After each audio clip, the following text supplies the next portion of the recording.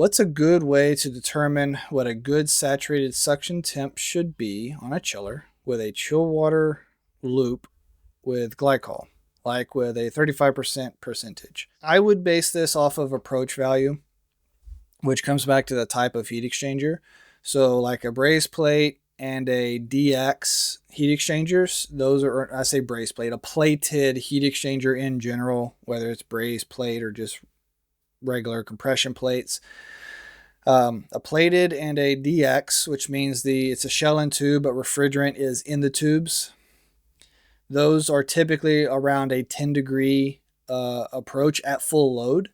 So, which approach, if you don't know, is you're leaving water from your saturation temperature. So, and this is true on both condenser or evaporator side. But we're talking chill water specifically here, so we'll hone in on the evaporator side of this. So we want to have our refrigerant saturation within a certain temperature of the leaving water for efficient heat exchange. So the more load you have, the more approach you would expect to have, because we're having to transfer the heat at a higher rate or a higher volume, which is going to require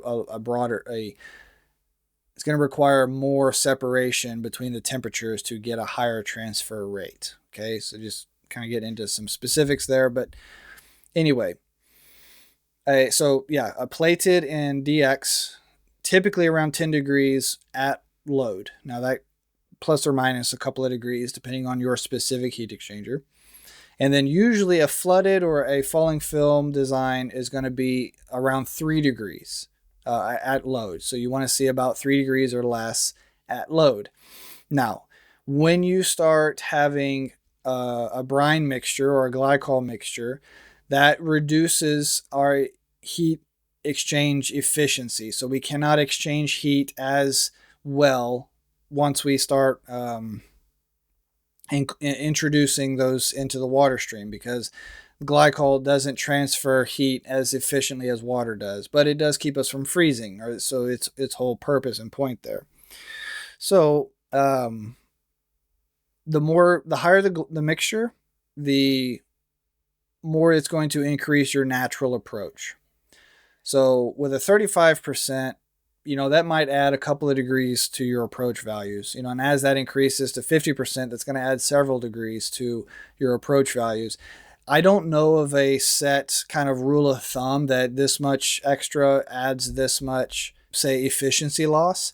And it also then depends on whether you're using propylene or ethylene glycol bases. So those have different heat exchange properties in and of themselves. One's toxic, one's not, but one can transfer heat better than the other. So then, depending on which type of glycol you're introducing into the system is going to affect how much that dilution percentage has an impact. So there's quite a few variables there. So my short answer is you're just going to have to kind of feel it out, in my opinion. Obviously, the more the glycol is in there, the higher that approach is going to be.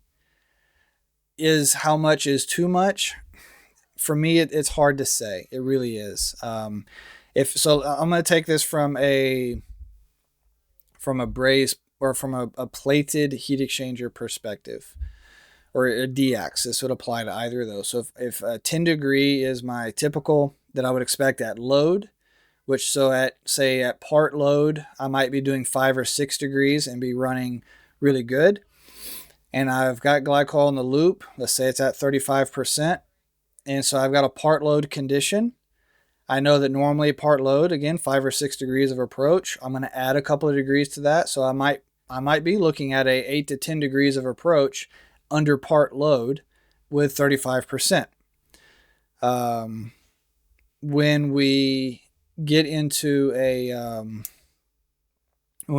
full load scenario, so I would expect to run closer to that 10 degrees of approach with no glycol, then having 12, 13 degrees of approach wouldn't bother me, because my glycol dilution is high enough. I would expect that higher approach value. Now, if I started seeing 18, 20 degrees plus, and it started to get excessive by that margin, then I would have to start asking questions and think that there is an issue there. But I would expect that adding glycol to it is going to affect the by a couple of degrees, right?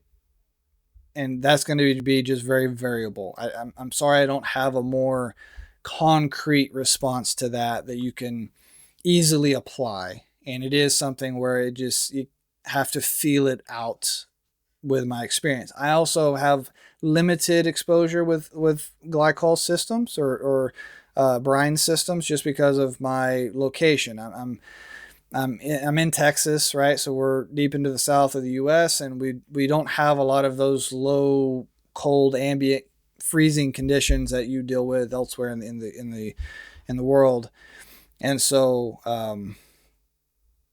we don't have as many brine plants, and so I just want to put that caveat in there that I don't have the most experience with brine systems in the world to be able to give you some. I guess part of my point is somebody who sees that more regularly may have figured out some better numbers on how it tracks. They figured out that, okay, using ethylene glycol, 10% adds 1 degree, 20% adds 2 degrees, 30% adds, right? They may have figured that out. I haven't, is what I'm saying. But those are things that I would expect. If you're not already in Chiller Academy, I'd really encourage you to go check it out. Just think about it, right? This is what I do full time. I've committed. I've stepped out of the field, committed my career to this going forward.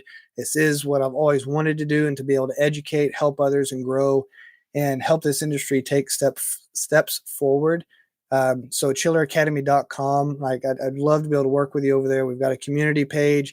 All the lessons have a comment section. That's what I spend a lot of my day doing. If I'm not working on the lesson material itself, then I am in the comments and I'm trying to respond to those as fast as I can, in addition to helping you through email and otherwise.